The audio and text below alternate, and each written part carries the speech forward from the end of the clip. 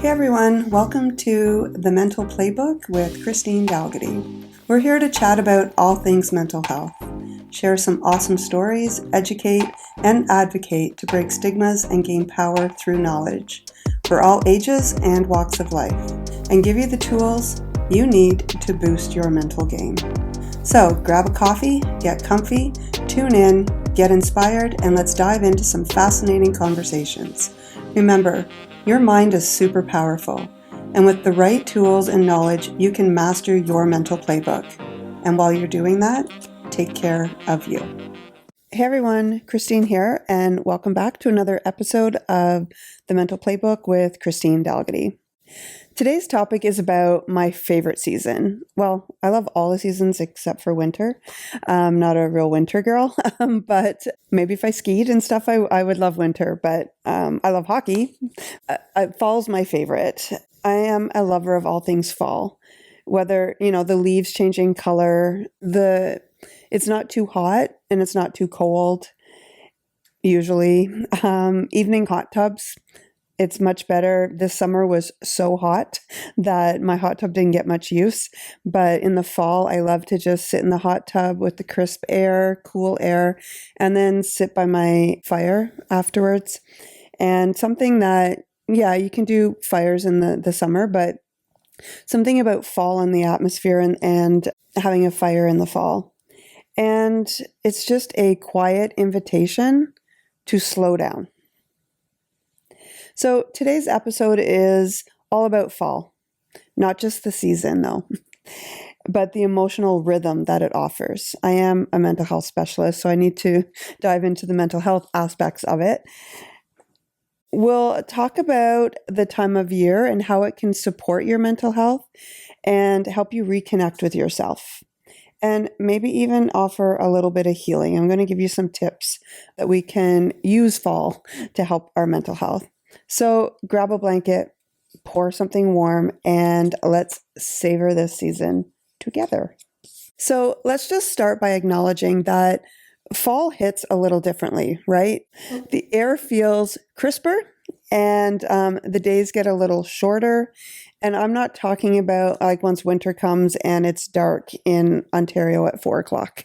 I'm not talking about that. I'm talking about they get a little bit shorter, hence my, hot tub and a fire at night. There's a collective shift that happens from, that full tilt energy of summer to this slowing down. It just gets quieter and more reflective. It's a little bit more introspective in fall. And there's actually some psychology behind this. Seasons can deeply affect people's moods. I mean, I have situations in my office. I always do my own little experiment. And in February, I do it. And often at the beginning of February, clients come into my office and the theme is, so I kind of look at themes each month, client themes, and because often it's the same type of thing that comes in. And at the beginning of February, people are like, they're down. I don't know why I'm feeling so down. Like I just have no energy. I have no motivation. I'm exhausted. And couple years in a row, we had in February, the weather got a little bit warmer here in Ontario. The sun was shining for about 3 or 4 days in a row. And clients came to their next session. They're like, I don't know what changed, but I just feel so good. And I just, and I said, the sunshine and the warmer weather. So if you think about seasonal affect disorder in the winter and the seasonal depression that we get, which is seasonal affect disorder, and then spring, spring can have a double whammy because spring things it's regrowth, rebirth, things are, it's getting warmer, but that can also have a different impact on people that aren't feeling it and think that they should be feeling it. Things are changing and they're not. And then summer, right? The mood we have in summer, and then fall. And fall brings this sense of calmness to most. Obviously, when I do these podcasts, I'm generalizing, right? I know that there's probably people out there that hate fall, and that's okay too. This is just psychologically speaking, the seasons affect our moods, and this is how fall normally affects our mood and our behavior. In the fall, nature is also slowing down. Trees shed their leaves. Animals start to prepare for winter. And as humans, we often do that internal pull. We move kind of towards rest and relaxation and reflection. And psychologically, like I said, fall brings us introspection. With what I mentioned above, the shorter days, the cooler weather, we kind of go into that hibernation mode ourselves, right? So our bodies biologically, naturally begin to slow down in fall. That biological shift is happening. And it's okay to feel more tired. It's okay to feel more reflective and even a little melancholy. There's a difference between feeling a little melancholy and seasonal affect disorder. So I want to make sure that, that people distinguish between those. So for a lot of us, though, fall brings a sense of comfort. Maybe it's the routine, the return to routines after summer. I can't talk today. Blah. After the summer holidays, or maybe it's the nostalgia of school days, or just the thrill of sweater weather, right? Every time I say sweater weather, I think, can't think of their names right now. SNL, when they were like sweater weather. You don't know. Lily doesn't know. She's too young. But I don't think it was, I don't know. But it was always like sweater weather. Anyway, I'm a little bit high strung today. It's been busy. So it's a season of transition, but also a season of grounding. So I'm going to give you some techniques today about using fall to ground yourself. It's the bridge between the vibrancy of summer. Everything is bright and active and then the stillness of winter. So it's that transition period, the bridge in between those two. And transitions, whether they are seasonal or emotional, can stir things up. What I want you to know, though, that this isn't something to fight when it's stirring this stuff up. It's something to honor. Even if you're somebody who is like, go, go, go, use it. Take the time to just slow down a little bit. So I have a few tips here. I want you to notice your energy patterns. Be cognizant of your energy patterns. Are you craving more rest, more solitude? That's okay. Listen to your body. If you're craving those things, give your body those things. Let go of the summer pace. You don't have to be always on. We don't have to be on all the time. So try to let go of some of that. Use this season as a cue to check in on yourself. Ask yourself this question: what do I need more of right now? Because it triggers the introspection and the reflection, it's a really good time to slow down and ask yourself those questions. I had a friend, some people fall is their favorite season. Some people that don't like the heat, and I'm talking normal heat, like this summer here was stupid heat. 45 degrees with a humidex is not human, but I had a friend, a lifelong friend, and her birthday was in October, and unfortunately, she passed away a couple of years ago, and 2 years this November, but she was hilarious, and she was the youngest of our friend group, and every year she would remind us that she was youngest, but every year, and she was one of the most sarcastic people I know, like belly laugh whenever you were around her. And every year she would post, because everyone starts posting the pumpkin spice, all that kind of stuff. But fall was her favorite. She hated the heat, and she would always post some comment about goodbye summer, but it wasn't goodbye summer. It was usually pretty sarcastic and yeah, it was really funny. But she's like, no, I like fall the best. She felt more herself. She just, I think for some people too, fall gives us the excuse to stay home, winter especially, but fall's like, I love just being here with my fire and stuff like that. When it's still in the mornings, when it's still dark, I get up early. But in the summer, when I get up early, it's light. In the fall, it's still dark, and I like just sitting here having coffee when it's like that. And so did Tracy. Right now, I want to talk about mindfulness. And we are going to do a podcast on mindfulness, but just mindfulness and using fall, because, fall is basically the MVP of mindfulness, the MVP of the seasons, right? Mindfulness is about using all of your senses to ground yourself and be present in the moment. And there are so many sensory delights, right? That fall offers. Like, think of cinnamon and apples. The best smell in my house is when I'm making apple pie with cinnamon and brown sugar, right? Like that smell. And that's my favorite. The candles that I have in my house are either like a berry smell or the cinnamon apple, that kind of smell.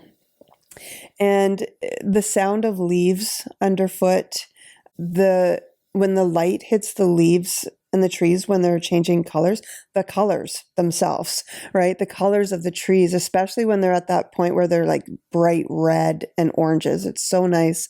If you're driving somewhere out in the country and you can see the trees like mountains, hills. It's just, against a blue sky. It's amazing. And I find the sunsets in early fall really beautiful, especially with the colors. So just sitting with those, using the smells, what you're seeing, feeling that cooler air on your skin, using these, these things to ground yourself. Be mindful in those moments. Even if you're going for a walk, be mindful in your walk. Don't use your walk to like all that, I really try to, because my brain goes 100 miles an hour, 24/7. I really am aware when I'm going for a walk in the fall, especially, to just slow it down and take everything in and be mindful in those moments. That leads me to an exercise that I want you to try in the fall. So in the next little bit, when you're outside, I want you to pause. Just pause for a moment and ask yourself, what do you notice? Look around. What do you notice? The temperature on your skin, the color of the trees, or just the colors all around you, the smells in the air. Even if you're indoors, maybe light a candle with a fall scent. Or put on some autumn-inspired music. I'm not sure what that is. I'm sure if you did a search on Apple Music or Spotify or Googled it, you'd probably find some autumn music. And just pause.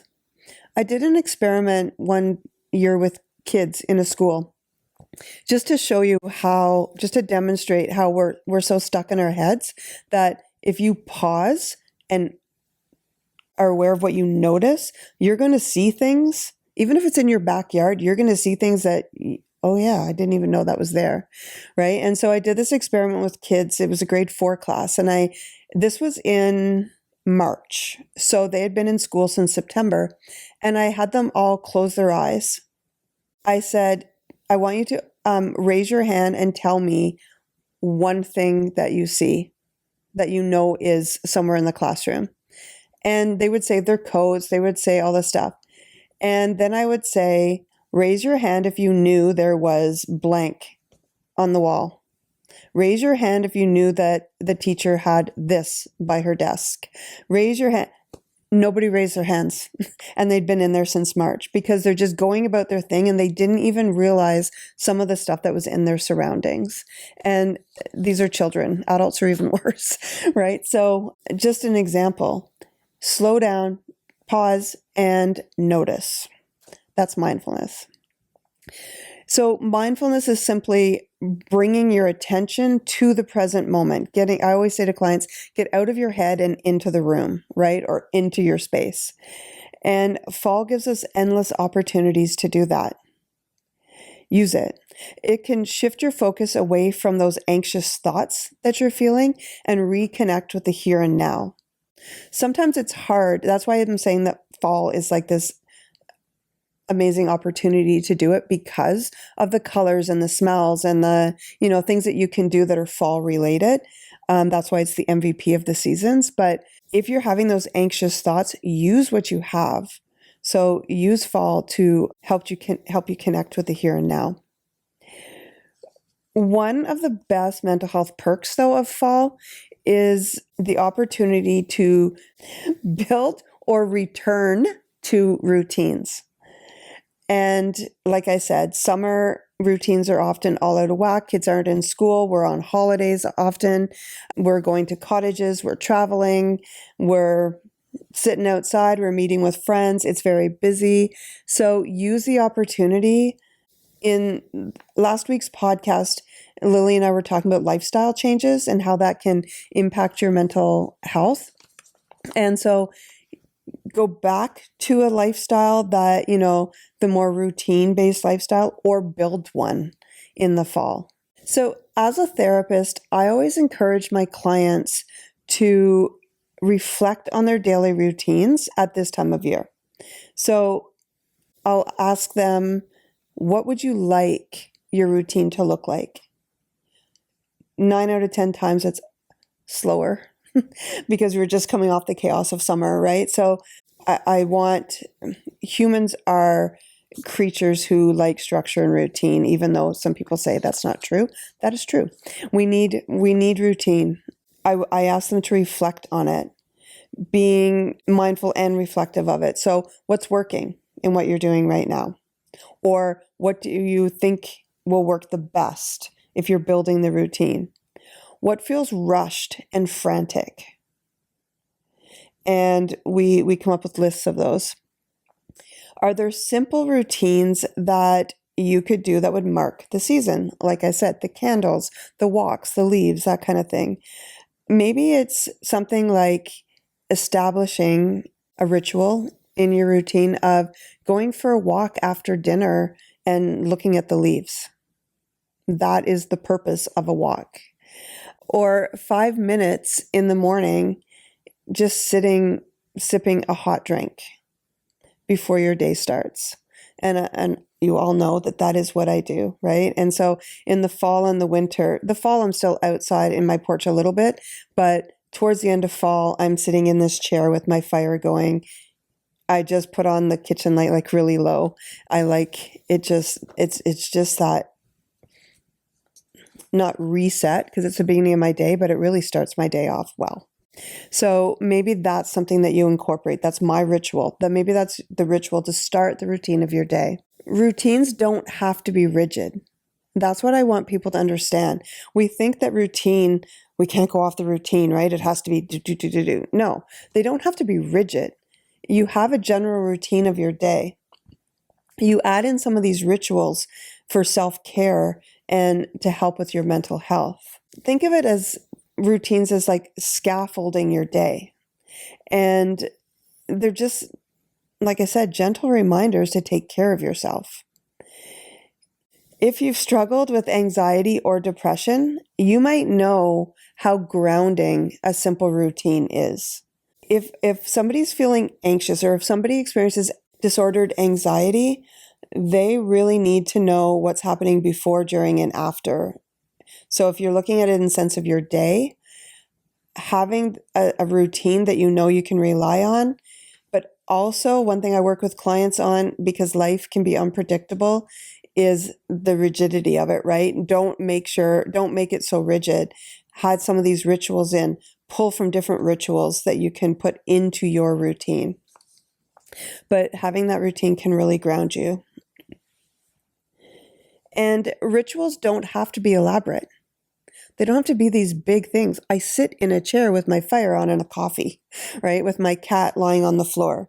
It's his routine too. And as soon as, it's actually kind of funny because it's like fall's his reset as well. He's going on 14, so he's a little set in his ways too. But once I start putting the fireplace on in the mornings, The minute he hears my feet hit the floor, he's sitting in front of the fireplace meowing at me because he knows it's time to put on the fire, and he lies down and sprawls out in front of the fire. So we both have our, our ritual and our routine in the morning.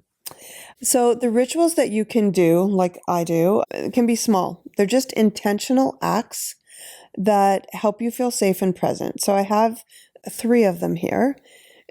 You can do something as simple as light a candle at the end of your day to mark the transition from doing to being, right? Make sure it has a scent that you like.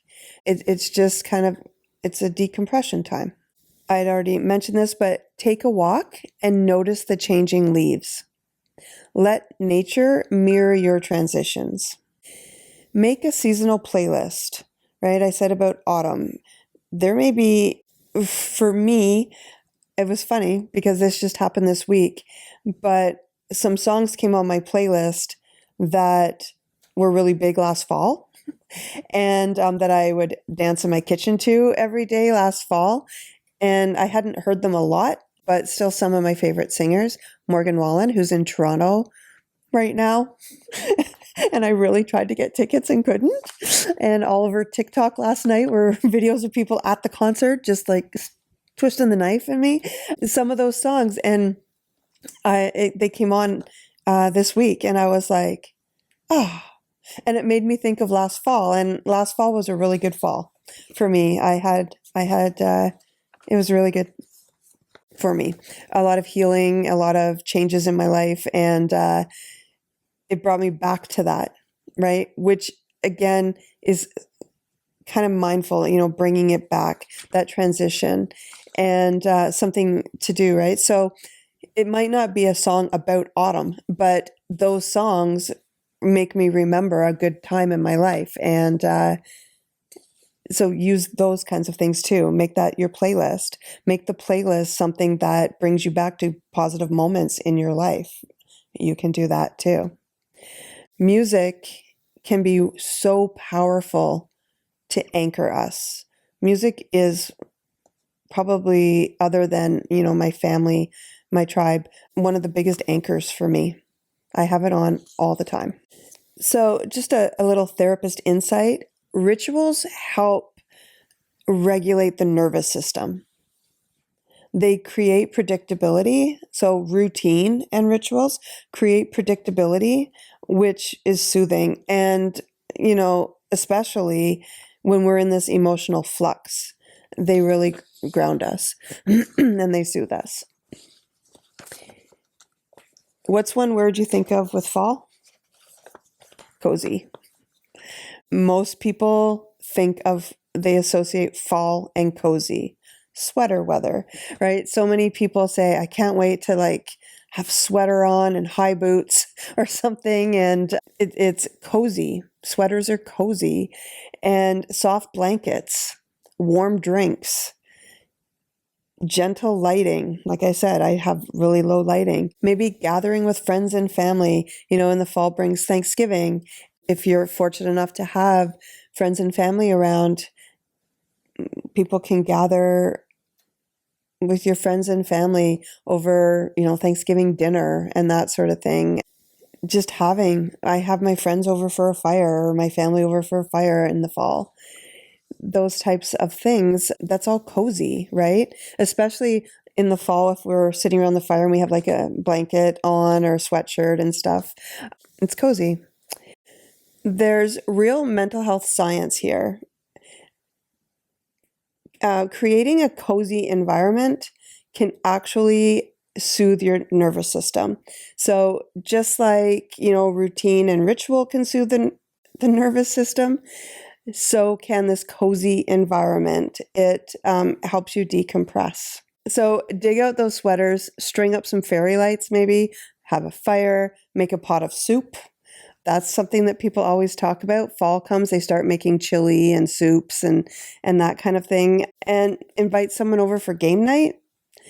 Just these small comforts that can have a huge impact on stress and mood. If you're not sure where to start, design a cozy corner. Designate a chair. Some people, I don't recommend this, but some people like to just, get cozy in their bed during the day and watch TV.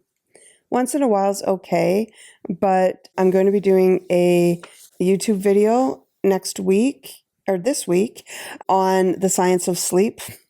And one of the things that you can confuse your brain if you use bed, if you just lie in it during the day, if you have your laptop up during the day and you're in bed all the time, that kind of thing confuses the brain to think that, when you want to go to sleep at night, you can't sleep because your brain is used to you just using your bed to hang out in. However, if it's once in a while, I'm not going to lie, there are days that when it's in the fall where it's maybe gloomy and stuff, and I'm like movie day in my bed. I'm not saying that, but just try not to make it a habit. But you'll learn all about that in my YouTube video on Friday. Make this space, it could be a spot on the couch, right? It could be, some people have window seats. It could be that, a little reading nook, just whatever works for you, and make it inviting. And here's the thing, give yourself permission to use it. Give yourself permission to rest without guilt. Let yourself slow down, listen to your body. When we're doing this, because we're feeling cozy, we can actually incorporate a practice of gratitude as well.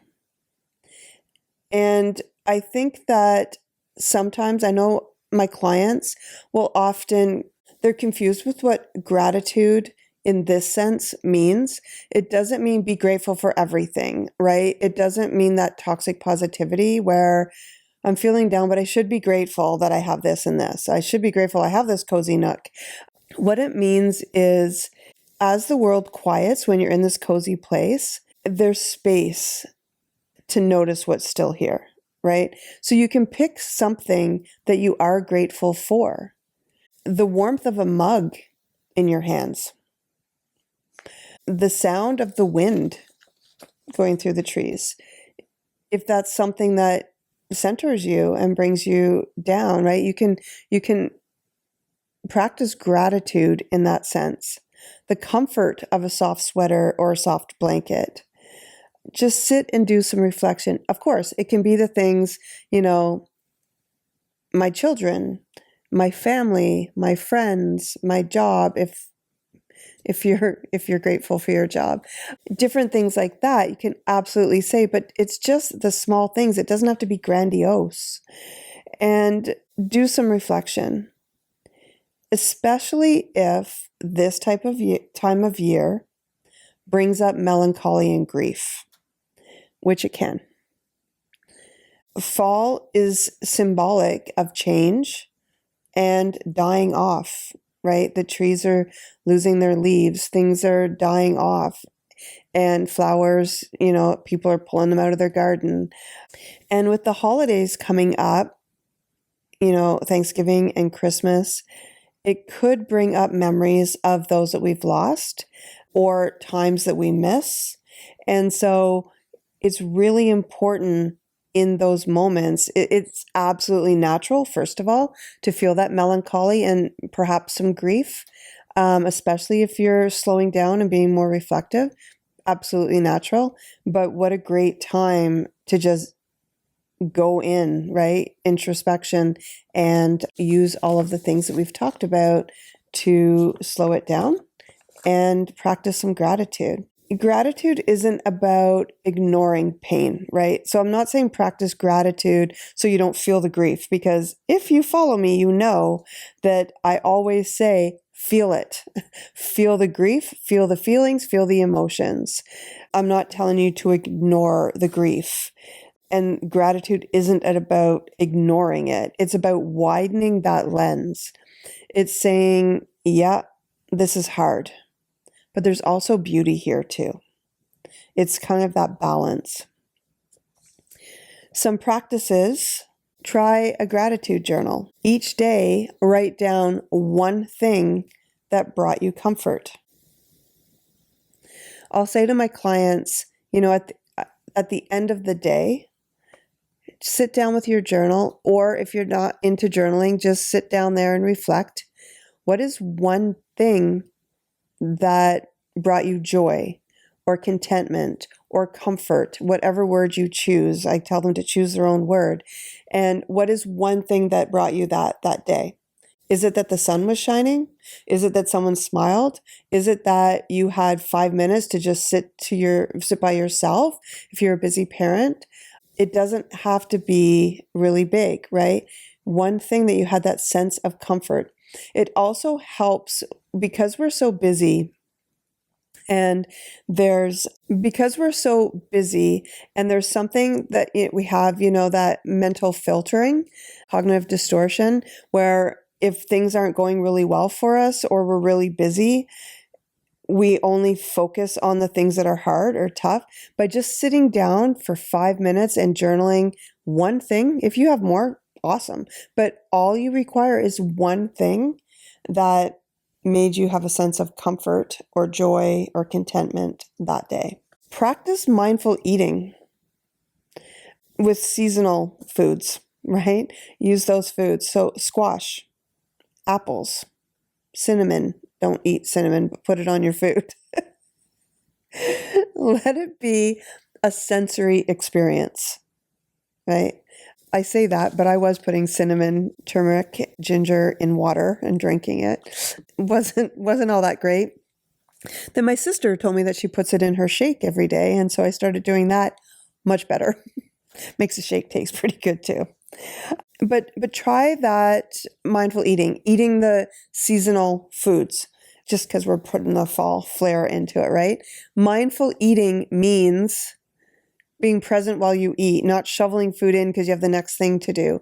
It means tasting your food, chewing your food, sitting with it, pausing, like really savoring it and thinking about the taste and the texture and all of that. How often do we do that? Not very often. And then the last one is share a moment of gratitude with someone you love, right? Do that exercise together. Or one thing that I talk to some clients about in relationships, like if they're struggling in their relationship, is to express something you're grateful of with the relationship, right? So maybe it's something like that. Maybe it's something as simple as saying to your partner, I really enjoy our walks in the fall, like looking at the leaves. I really enjoy your company with that. Share that gratitude. Connection amplifies the presence. It amplifies the mindfulness. I can't think today. It improves your mental health, connection with other people. It increases oxytocin in your brain. And also, along the lines of cozy, curling up in the fall and watching a movie with someone that you care about, having sitting by the fire, just sitting, talking with a nice atmosphere is also really cozy and is going to help your nervous system as well. One thing I also want to talk about is using nature, lessons from nature, to let things go. Fall is the season of letting go. Like literally. Trees drop their leaves. That's a really neat metaphor for our own mental health. Ask yourself, what might you be holding on to that's not serving you anymore? Old habits, unhelpful thoughts, even some relationships that might be draining you. What do you need to let go of? Think of yourself as a tree releasing your leaves. One exercise I love is visualizing, writing down something that you want to release. So it can be like meditative. It's something that I do if I'm struggling with some stuff. Visualize writing down something that you want to release, something that's bothering you that you need to let go of on a leaf, and then letting it go. I visualize two things. I either visualize writing it on a leaf and letting the wind just take it away, Or I visualize, I live near the river. It's just at the end of my street. So I often go down there and sit, or walk. And sometimes I'll visualize, if I'm down there, I'll close my eyes and visualize writing it on a leaf and putting it in the water for it to just drift away.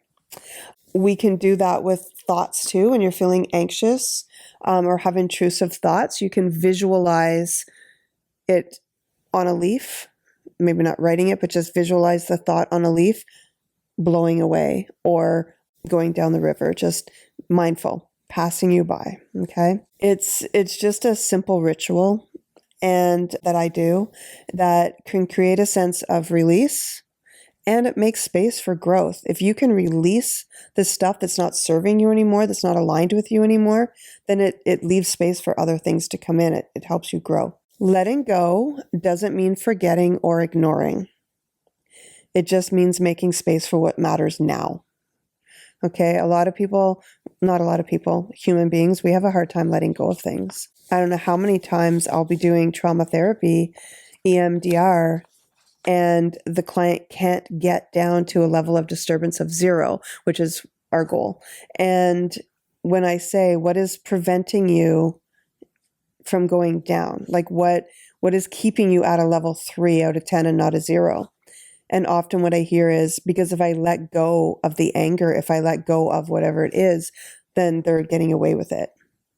Or that person that hurt me, they're not going to know. And to which I often say, but are they getting away with it?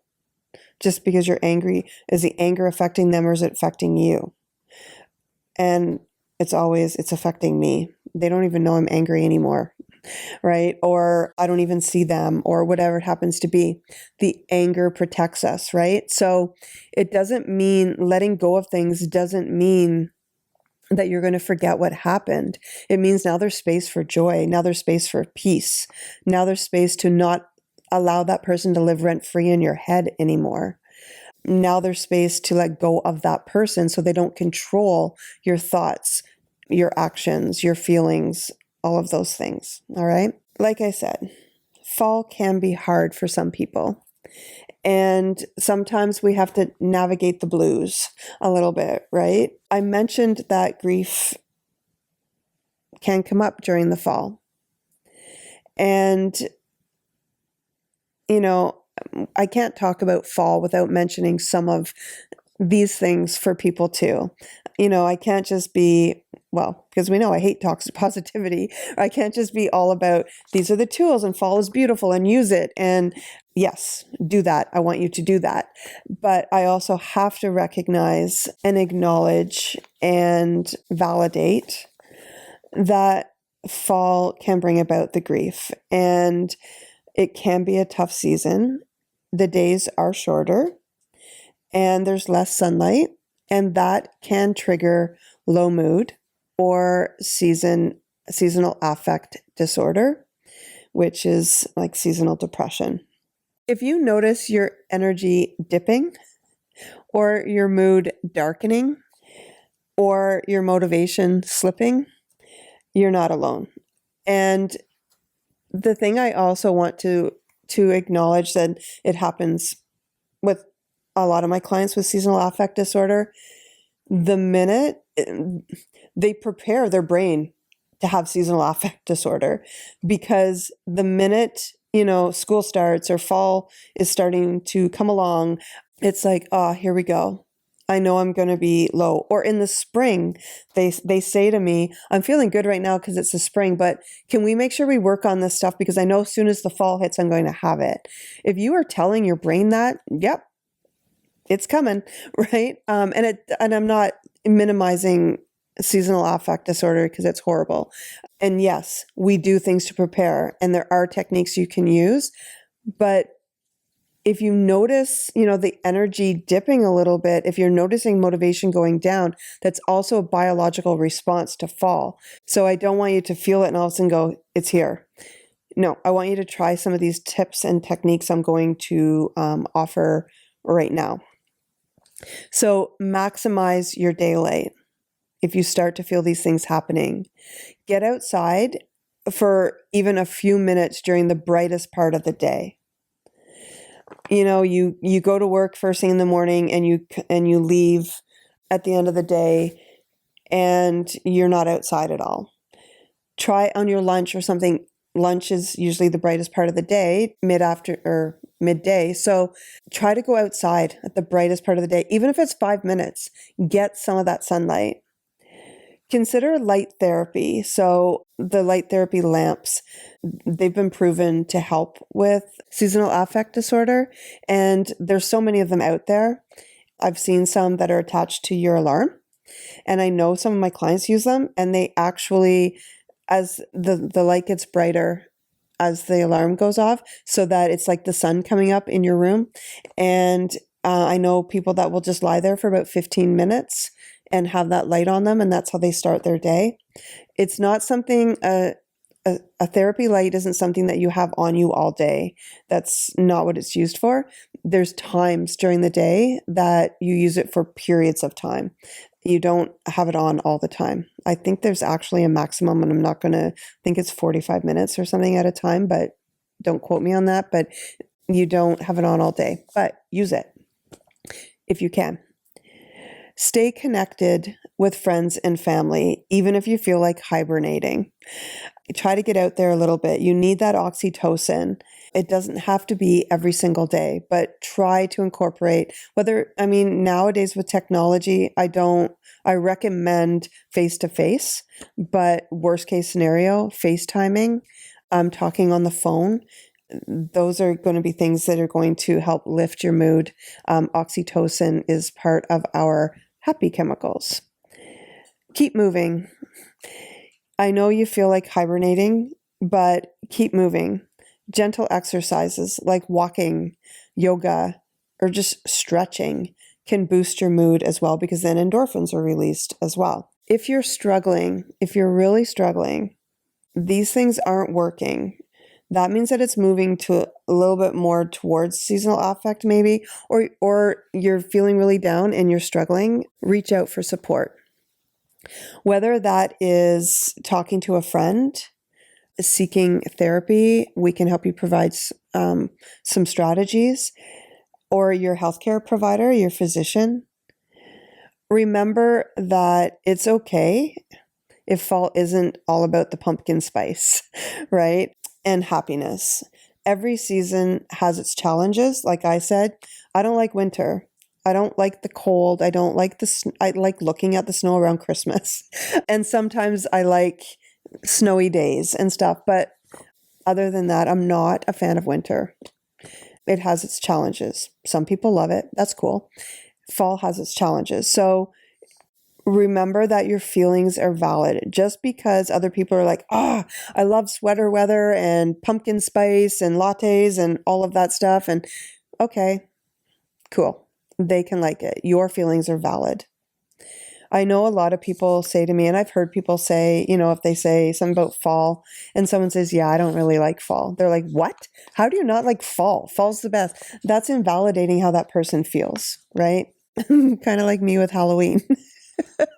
I'm laughing because we did that in the podcast, but and it's in fall. But actually, most people go, "Oh, really? You don't like Halloween?" But I've had some people go, "That's stupid. Why wouldn't you like Halloween?" That's because I don't like Halloween, dude. Like, it's don't invalidate. You don't know why. Now everybody knows why. Don't invalidate if someone doesn't like a certain season. So I have a few more just autumn activities for mental health, just some practical things to try. So they're autumn inspired activities that will support your mental health. And I have mentioned some of them, but like looking at the leaves, but this is more like a nature walk. So not just like a walk after dinner to look at the leaves. Explore a local park or a trail and notice the changes. And I know that I may get a comment because I see it all over social media right now that in Canada, people are getting fined for hiking and going in trails and stuff. Yeah, like $25,000 or something. And I've had clients say that they were going down east and they wanted to go hiking and they were told they can't because they can be fined. I don't know if it's Some people say it's because of the fires. Some people say it's because they don't have resources that if something happened to get to people. I don't know. And I haven't honestly looked into it that much because I'm not going to go to any national parks right now or anything, or hiking. There was actually, saw on TikTok, a man from the States came to Canada. He wanted to test it out and he was told that he couldn't, that he would be fined $25,000. So I think that was in Alberta. But yeah, so if you're going to comment that, I already know about that, but that doesn't mean that you can't go for a nature walk on some trails or your local park. Here, there's a path right along the river. In my town, there's a nature walk. It used to be the railway, so we call it the rail trail. It goes right from one town to, like from my town, Almont, to a nearby town, Carleton Place, and down. So it goes kilometers, right? So do that. Take all that in. Again, gratitude journaling. Each evening, jot down one thing. I always say 3 things, so that you're grateful for that day or that bring you a sense of comfort or joy. Baking.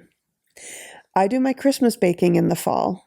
And baking, as I've mentioned in other videos, is part of my self-care. I love to cook and I love to bake.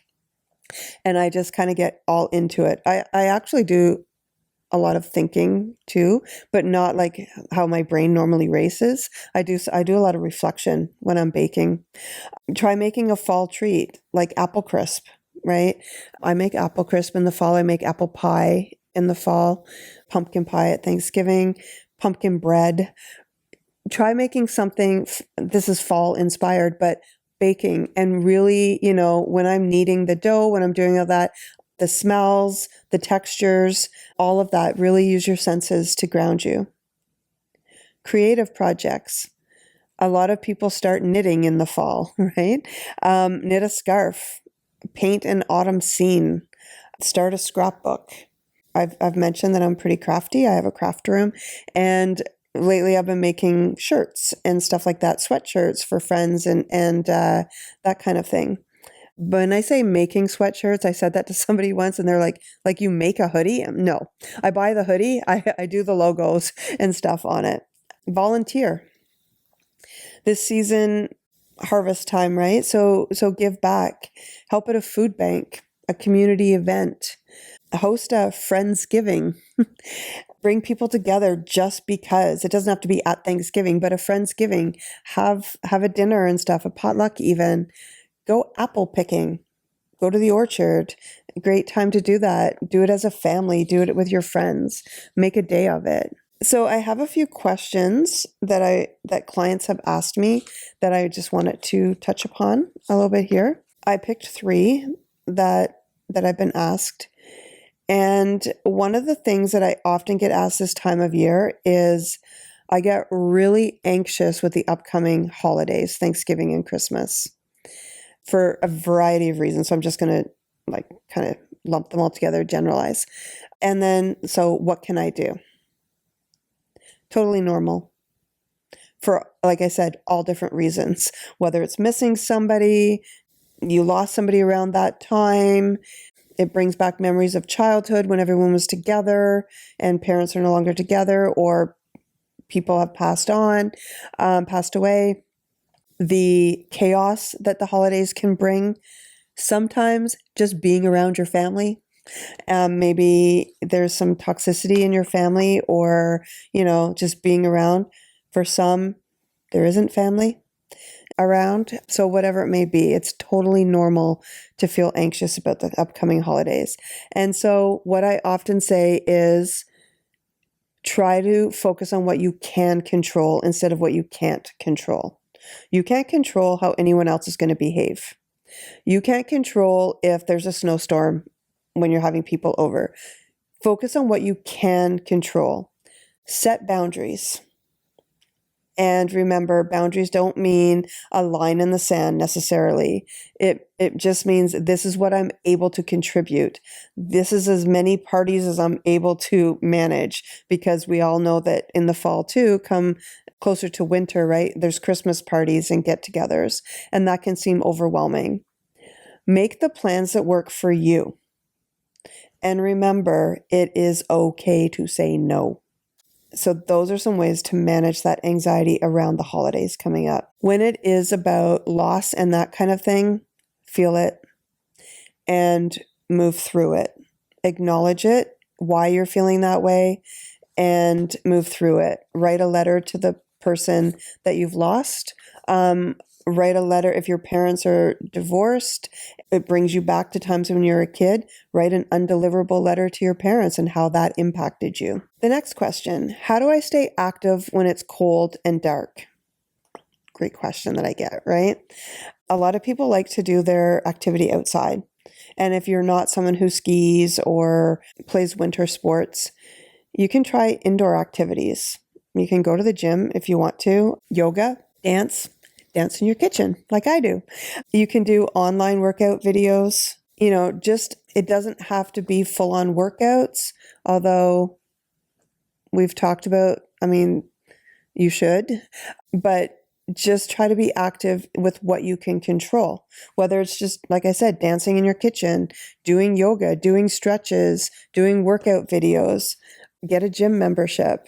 I know that part of the cold and dark is people don't want to get up early because it's still blackout and it's cold to get outside. I know that, people say, oh, I just want to do it in my house. That's fine. But also what I hear is when I get to the gym, it's good. I'm fine. Right? So push yourself a little bit in there too. And I've touched upon this already today, but the next question, I feel nostalgic and a bit sad in the fall. Why? Because it's stirring up memories. Instead of pushing them away when we're really busy in the summer, it stirs up the memories. And I don't want you to push those memories away. I don't want you to push the melancholy away. I want you to give yourself permission to feel it. Nostalgia can be bittersweet, right? But it also reminds us of what matters. So when you're being nostalgic, sit in it for a while, think about it. You're being nostalgic for a reason. It's bittersweet because those times are no longer here. Me thinking about my son going to school and my grandson started his first day of senior kindergarten, and I checked in and it was super great. That night, actually Wednesday night, I was sitting here and I was thinking, I started to get nostalgic and think about when my son's first day of kindergarten was, and just different things then. So, and that's what matters. It made me feel a little sad because time goes by so crazy fast. I sat with it for a bit and reflected on it. It also is what it is, and I can't control time going by. So wrapping up now, slowing down the session as well. The session, always a therapist, the episode.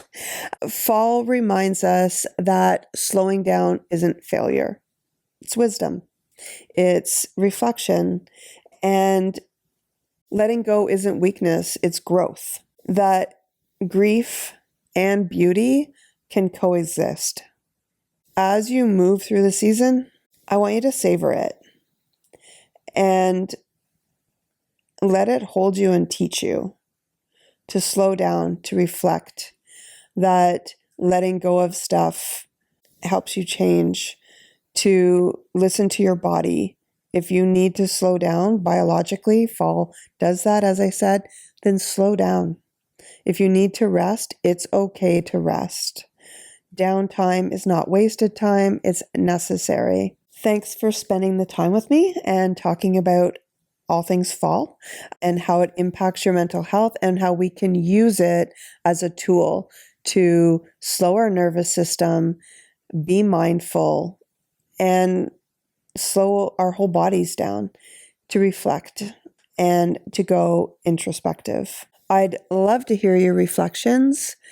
You can reach out, share your stories on maybe some tips and tricks you use for fall, maybe some experiences that you've had with fall. And if you enjoyed sitting with me today and hearing all things fall, then drop us a comment, like and share. Follow us on Spotify and subscribe to us on YouTube. That would really help us out. Be gentle with yourself. Savor the season and take care of you.